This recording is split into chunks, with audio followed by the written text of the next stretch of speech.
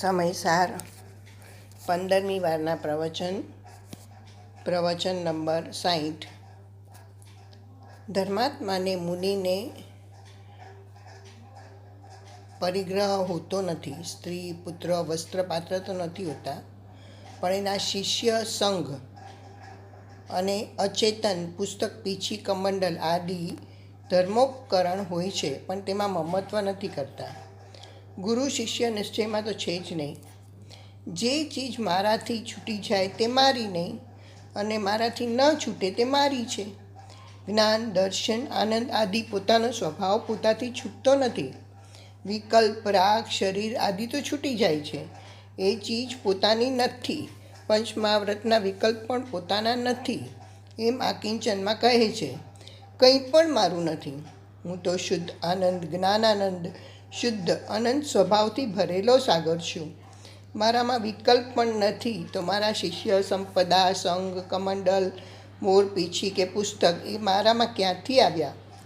એમ અંતરમાં આનંદ સ્વરૂપનો અનુભવ કરી સહજ પરની મમતાનું છૂટી જવું, તેને કિંચન ધર્મ કહેવામાં આવે છે।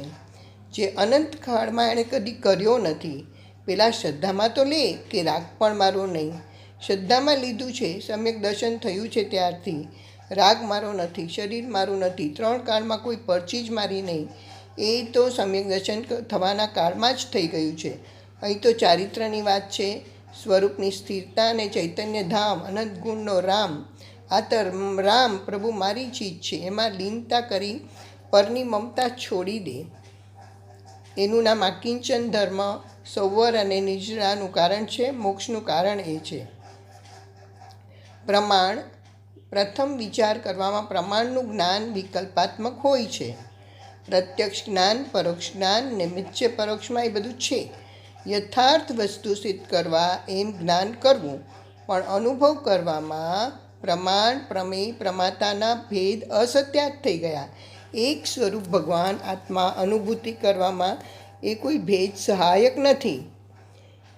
નહીં સામાન્ય જ્ઞાન, દ્રવ્યનું જ્ઞાન મુખ્યપણે કરવું, પર્યાયને ગૌણ કરવી, અને પર્યાયનું મુખ્ય જ્ઞાન, દ્રવ્યને ગૌણ કરવું, એમ ક્રમસર ભેદ સહિત પર્યાયથી દ્રવ્યાર્થિક પર્યાયાર્થિક એવું જ્ઞાન થાય છે એટલું, પણ અનુભૂતિ નામ અનુભવ કરવામાં એ ભેદ નથી। હવે નિક્ષેપ, નામ નિક્ષેપ છે, નામ પાડે એમ જ્ઞાન કરવામાં નામ છે। જેમ કોઈ ભગવાનનું નામ લે તો એવો નામ નિક્ષેપ છે, જ્ઞાન કરવામાં છે, સમ્યક દર્શનનું કારણ નથી। એમ ભગવાનની સ્થાપના છે ને એની પૂજાનો શુભ ભાવ છે, પણ એના આશ્રય પણ સમ્યક દર્શન થતું નથી। વ્યવહાર ઉપચારથી અન્યથા કહે છે એમ છે નહીં, વ્યવહાર કહે તેમ માની લેવું એ મિથ્યાત્વ છે। એક દ્રવ્ય બીજા દ્રવ્યમાં ભેળવી દે એ વ્યવહારનું લક્ષણ છે। એક દ્રવ્યનો ભાવ બીજા દ્રવ્યમાં ભેળવી દે, એ કારણને બીજા કાર્યમાં ભેળવી દે એમ વ્યવહારનું કથન છે, પણ એમ માની લે તો મિથ્યા દ્રષ્ટિ છે। જૈન બિંબની સ્થાપના છે, દર્શન છે, શુભ ભાવ છે, પણ એ જાણવા લાયક છે, આદરવા લાયક નથી। જ્ઞેય છે, જ્ઞેય તરીકે છે। પોતાની પર્યાય ક્ષાયિકો, ક્ષયોક્ષમ હો કે ઉપશમ હો, તેને તો અમે હેય કહીએ છીએ, પરભાવ કહીએ છીએ અને પરદ્રવ્ય કહીએ છીએ। ક્ષાયિક સંકેત પર્યાયને પણ અહીં પર સ્વભાવ કહ્યું છે, કારણ કે પર્યાયના આશ્રયે નવી પર્યાય ઉત્પન્ન થતી નથી। ભગવાન આત્મા એક સ્વરૂપે ચૈતન્ય બિંબ બિરાજમાન છે, તેનો આશ્રય કરવાથી તે જ એક ઉપાદેય છે, તેનો આશ્રય કરવાથી સમ્યક દર્શન થાય છે, તેના આશ્રય ચારિત્ર થાય છે, તેના આશ્રય શુક્લ ધ્યાન થાય છે, તેના આશ્રય કેવળ જ્ઞાન થાય છે। પર્યાયના આશ્રય સમ્યક દર્શન નહીં, ચારિત્ર નહીં, શુક્લ ધ્યાન નહીં ને કેવળ જ્ઞાન નહીં।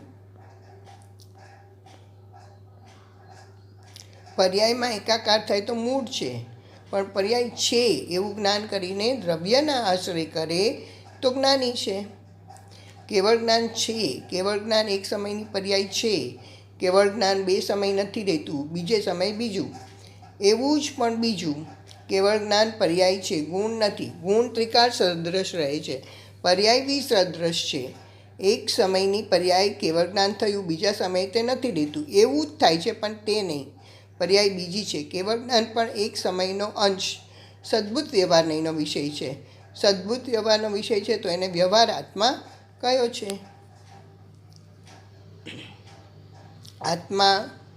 વ્યવહારે આત્માને નિશ્ચયથી પરદ્રવ્ય એમ પર્યાયને કહે છે. આત્મા છે એક સમયમાં ધ્રુવ, સદ્રશ, ચિદાનંદ, અનાદિ અનંત એકરૂપ વસ્તુ. એમાં ઉત્પાદ વ્યય નથી. ઉત્પાદ રહિત જે સ્વરૂપ ધ્રુવ છે તેને અહીંયા નિશ્ચય આત્મા કયો છે. વાસ્તવિક આત્મા શુદ્ધ ભાવ કયો છે. અનાદિ અનંત, અમૂર્ત, અતિન્દ્રિય સ્વભાવવાળો, શુદ્ધ, સહજ, પરમ પારિણામિક ભાવ જેનો સ્વભાવ છે એવો કારણ પરમાત્મા તે ખરેખર આત્મા છે. પર્યાયને દ્રવ્ય આલિંગન કરતું નથી.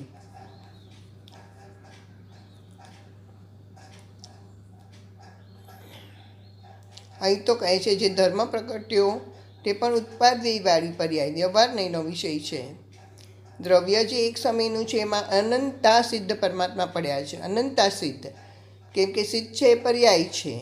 એવી અનંતી પર્યાય, સિદ્ધની અનંતી પર્યાય આત્મદ્રવ્યમાં પડી છે. એવો ભગવાન આત્મા પરમાત્મા પોતે છે.